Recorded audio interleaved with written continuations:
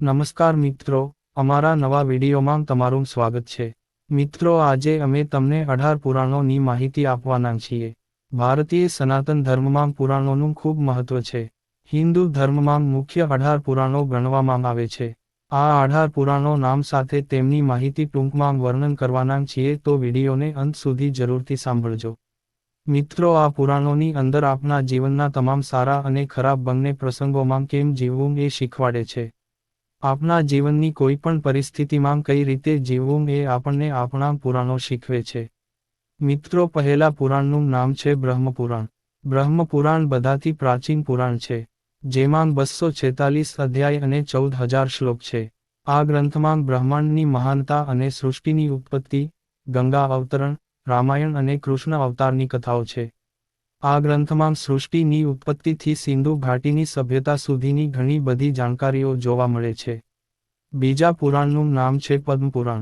પદ્મપુરાણમાં કુલ 641 અધ્યાય છે. મત્સ્ય પુરાણ અનુસાર 55,000 અને બ્રહ્મ પુરાણ અનુસાર 59,000 શ્લોક છે. આમાં 5 ખંડ છે, જે સૃષ્ટિખંડ, સ્વર્ગખંડ, ઉત્તરખંડ, ભૂમિખંડ, પાતાળખંડ તરીકે ઓળખાય છે. આ ગ્રંથમાં પૃથ્વી, આકાશ તથા નક્ષત્રોની ઉત્પત્તિ વિશે ઉલ્લેખ કરેલ છે. 4 પ્રકારના જીવોની ઉત્પત્તિ છે, જેને ઉદબીજ, સ્વેજ, અંડજ, જરાયુજ એમ આદિ શ્રેણીમાં રાખવામાં આવેલ છે, જે પૂર્ણ વૈજ્ઞાનિક છે. ભારતના પર્વતો અને નદીઓના વિસ્તારનું વર્ણન છે. આ પુરાણમાં શકુંતલા અને દુષ્યંતથી ભગવાન રામ સુધી ઘણા ઇતિહાસો છે. વિષ્ણુ પુરાણ ત્રીજું પુરાણ છે, જેનું નામ આપને અવારનવાર સાંભળ્યું હશે. પુરાણોના 5 લક્ષણ આ પુરાણમાં જોવા મળે છે, જેમાં 6 અંશ અને 23,000 શ્લોક છે. આ પુરાણમાં ભગવાન વિષ્ણુ અને બાળક ધ્રુવ તથા કૃષ્ણાવતારની કથા જોવા મળે છે. રાજા પૃથુની પણ કથા છે, જેથી આ ધારાનું નામ પૃથ્વી પડ્યું. આ પુરાણમાં ચંદ્રવંશી અને સૂર્યવંશી રાજાના ઇતિહાસો પણ છે. ભારત દેશ અને ભારતવાસીઓની ઓળખ આ ગ્રંથમાં છે, માટે વિષ્ણુ પુરાણ ઐતિહાસિક ગ્રંથ છે. ચોથા ગ્રંથનું નામ શિવ પુરાણ છે. શિવ પુરાણમાં 24,000 શ્લોક છે અને 7 સંહિતામાં વિભાજિત છે. ભગવાન શિવની મહાનતા તથા એના સંબંધિત કથા દર્શિત કરવામાં આવી છે. આને વાયુ પુરાણ પણ કહેવાય છે. આ પુરાણમાં કૈલાશ પર્વત, શિવલિંગ, રુદ્રાક્ષનું વર્ણન કર્યું છે તથા મહત્વ દર્શિત કરવામાં આવ્યું છે અને સપ્તાહના 7 વારની રચના, પ્રજાપતિ તથા કામ પર વિજય પ્રાપ્ત કરવાની કથા પણ આમાં આવે છે. પાંચમા પુરાણનું નામ ભાગવત પુરાણ છે. આ સર્વાધિક પ્રચલિત પુરાણ છે. આનું સાપ્તાહિક વાંચન પઠન થાય છે. આમાં 12 સ્કંદ છે અને 18,000 શ્લોક છે. આ ગ્રંથમાં આધ્યાત્મિક વિષય પર ખૂબ ચર્ચા કરવામાં આવી છે. ભક્તિ, જ્ઞાન અને વૈરાગ્યની મહત્તા દર્શાવવામાં આવી છે અને વિષ્ણુ તથા કૃષ્ણાવતારની કથા સાથે મહાભારત કાળ પૂર્વના રાજાઓના, ઋષિઓના, મુનિઓના તથા અસુરોના વર્ણન કરવામાં આવેલ છે. તથા મહાભારત પછી ભગવાન શ્રી કૃષ્ણનો દેહત્યાગ, દ્વારિકા નગરીનું જલમગ્ન થવું અને યદુવંશનો નાશ સુધીની કથાનું વિવરણ છે. છઠ્ઠા પુરાણનું નામ છે નારદ પુરાણ. આ પુરાણને મહાપુરાણ પણ કહેવાય છે. આમાં વૈષ્ણવોના ઉત્સવો અને વ્રતોનું વર્ણન છે. આ 2 ભાગમાં છે, તથા 25,000 શ્લોક છે, જેમાં પ્રથમ ભાગમાં મંત્ર તથા મૃત્યુ પછીના વિધાન આદિ છે તથા બીજા ભાગમાં સંગીતની સંપૂર્ણ માહિતી આપવામાં આવી છે. પુરામાં ધર્મ, મોક્ષ, નક્ષત્ર, કલ્પ નિરૂપણ, વ્યાકરણ, નિરૂક, જ્યોતિષ, ગૃહ વિચાર, મંત્રસિદ્ધિ, વર્ણાશ્રમ ધર્મ, શ્રાદ્ધ અને પ્રાયશ્ચિત આદિનું વર્ણન છે. સાતમા પુરાણનું નામ છે માર્કંડેય પુરાણ. અન્ય પુરાણ કરતાં આ પુરાણ ઘણું નાનું છે. આ પુરાણમાં 9,000 શ્લોક છે, તથા 137 અધ્યાય છે, જેમાં સામાજિક ન્યાય SNR યોગ વિષયમાં ઋષિ માર્કંડેય તથા ઋષિ જૈમિની વચ્ચે સંવાદ છે. તથા ભગવતી દુર્ગા અને શ્રીકૃષ્ણથી સંકળાયેલી કથાઓ પણ છે. આઠમા પુરાણનું નામ છે અગ્નિ પુરાણ. આ પુરાણને ભારતીય વિદ્યાઓ અને ભારતીય સંસ્કૃતિનો મહાન કોશ માનવામાં આવે છે. આમાં 383 અધ્યાય અને 15,000 શ્લોક છે. ભગવાન વિષ્ણુના અવતારનું વર્ણન છે, તથા મત્સ્યાવતાર, રામાયણ અને મહાભારતની કથાઓ પણ છે. સાથે શિવલિંગ, દુર્ગા, ગણેશ, સૂર્ય, પ્રાણપ્રતિષ્ઠા અને ભૂગોળ, ગણિત, ફલિત, જ્યોતિષ, વિવાહ, મૃત્યુ, શકુનવિદ્યા, વસ્તુવિધિ, દિનચર્યા, નીતિશાસ્ત્ર, યુદ્ધ વિદ્યા, ધર્મશાસ્ત્ર, આયુર્વેદ, છંદ, કાવ્ય, વ્યાકરણ, કોષ નિર્માણ આદિ ઘણા બધા વિષયોનું વર્ણન કરવામાં આવ્યું છે. આયુર્વેદ, ધનુર્વેદ અને ગાંધર્વ વેદને આ પુરાણના ઉપવેદ પણ કહેવાય છે. ભવિષ્ય પુરાણ એ 9મું પુરાણ છે. આ પુરાણ ભવિષ્યની ઘટનાનું વર્ણન કરેલ છે. આ પુરાણ પણ 2 ભાગમાં છે. 129 અધ્યાય અને 28,000 શ્લોક છે. જેમાં સૂર્યનું મહત્વ, વર્ષના 12 મહિનાના નિર્માણ, ભારતના સામાજિક, ધાર્મિક તથા શૈક્ષિક વિદ્યાનો વગેરે ઘણા વિષયો પર વાર્તાલાપ છે. તથા સાપની ઓળખ, વિષ, વિષદંશની જાણકારી પણ છે. ભવિષ્યના રાજાઓની કથા તથા નંદવંશ, મૌર્યવંશ અને મુગલવંશ, છત્રપતિ શિવાજી અને મહારાણી વિક્ટોરિયા સુધીનું વર્ણન છે. તથા વિક્રમ વેતાલ અને વેતાલ પચ્ચીસીની કથા આમાંગ જ છે અને સત્યનારાયણની કથા પણ આમાંગ જ છે. 10માં પુરાણનું નામ બ્રહ્મ વૈવર્ત પુરાણ છે. આ પુરાણનું નામ તમે ખૂબ જ ઓછી જગ્યાએ સાંભળ્યું હશે. આ વૈષ્ણવ પુરાણ છે. 218 અધ્યાય 4 ખંડ અને 18,000 શ્લોક છે. બ્રહ્મા, ગણેશ, તુલસી, સાવિત્રી, લક્ષ્મી, સરસ્વતી તથા શ્રીકૃષ્ણની મહાનતાને દર્શાવવામાં આવેલ છે અને એ સંબંધિત કથા પણ છે. આ પુરાણમાં આયુર્વેદ સંબંધિત જ્ઞાન પણ સંકલિત કરવામાં આવેલ છે. 11માં પુરાણનું નામ લિંગ પુરાણ છે. આ પુરાણમાં 163 અધ્યાય છે અને 11,000 શ્લોક છે. આમ શિવજીના 28 અવતારોની કથા છે. તથા 2 ભાગમાં છે.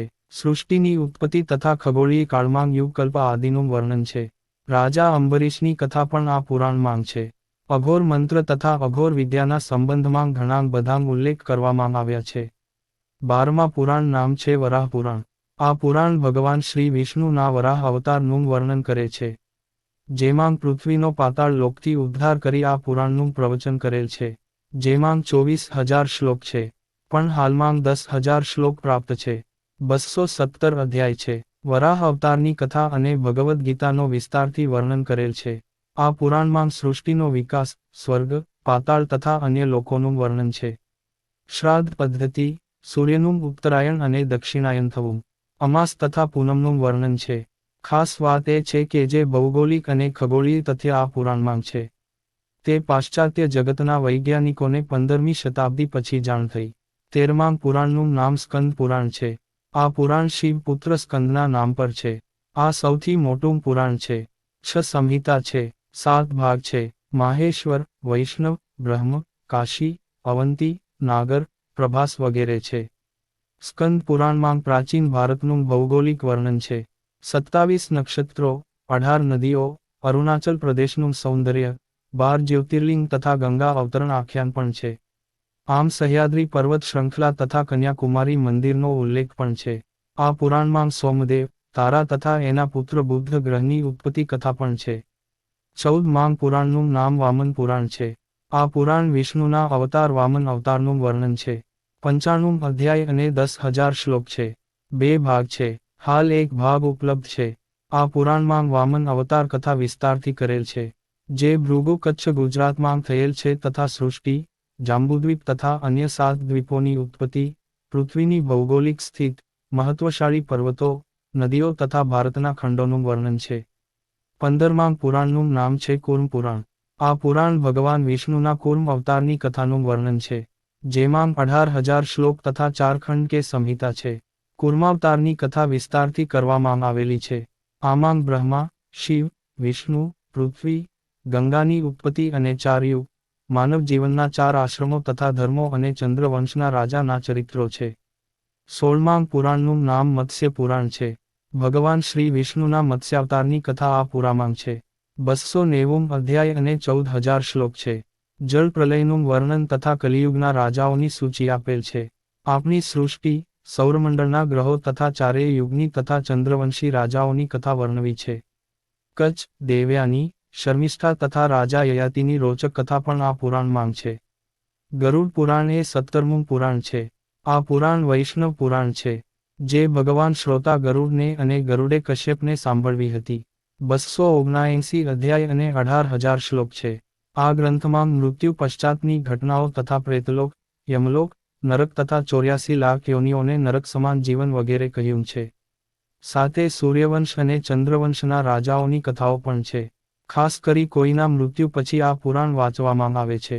આ પુરાણમાં મૃત્યુ પછી પુનર્જન્મ તથા ગર્ભમાં સ્થિત ભ્રૂણની વૈજ્ઞાનિક અવસ્થા સાંકેતિક રૂપથી વર્ણવવામાં આવી છે. જે સમસ્ત યુરોપમાં એ સમયે ભ્રૂણ વિકાસની કોઈ વૈજ્ઞાનિકને જાણકારી પણ ન હતી. છેલ્લા પુરાણનું નામ છે બ્રહ્માંડ પુરાણ. આ પુરાણમાં 3 ભાગ 109 અધ્યાય અને 12,000 શ્લોક છે. આ પુરાણમાં બ્રહ્માંડમાં સ્થિત ગ્રહોના વિશે વર્ણન કરવામાં આવ્યું છે. સૂર્ય અને ચંદ્રવંશી રાજાઓના ઇતિહાસ પણ છે. સૃષ્ટિની ઉત્પત્તિથી લઈને અત્યાર સુધી 7 મન્વંતર વીતી ગયા છે જેની વિસ્તારથી વર્ણન છે. શ્રી પરશુરામની કથા પણ આ પુરાણમાં છે. આ પુરાણને વિશ્વનું પ્રથમ ખગોળશાસ્ત્ર પણ કહેવાય છે. ભારતના ઋષિઓ આ પુરાણના જ્ઞાનને ઇન્ડોનેશિયા પણ લઈ ગયા હતા, જેના પ્રમાણ ઇન્ડોનેશિયાની ભાષામાં મળે છે. મિત્રો, અમારા વિડીયોમાં આપવામાં આવતી તમામ માહિતી માત્ર માન્યતાઓ અને લોકવાયકા પર આધારિત હોય છે. આ માહિતી અમે સોશિયલ મીડિયાના માધ્યમથી લેવામાં આવેલી છે. અમારી યુટ્યુબ ચેનલમાં કોઈ પણ પ્રકારની માન્યતા, લોકવાયકા, જાણકારીને સમર્થન કરતા નથી. અમારા તરફથી જો કોઈ ભૂલ રહી ગઈ હોય તો તમે તમારી માફી માંગીએ છીએ. જો મિત્રો તમને અમારો આ વિડિયો પસંદ આવ્યો હોય તો તેને લાઇક કરીને શેર કરજો અને ગુજરાતી ભાષામાં અવનવા વિડિયો જોવા માટે અમારી યુટ્યુબ ચેનલને સબસ્ક્રાઇબ કરવાનું ભૂલતા નહીં. ધન્યવાદ. જય શ્રી કૃષ્ણ.